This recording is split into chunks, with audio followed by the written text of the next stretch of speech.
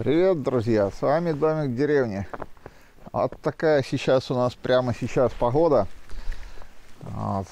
Там вот с крыши снег метет.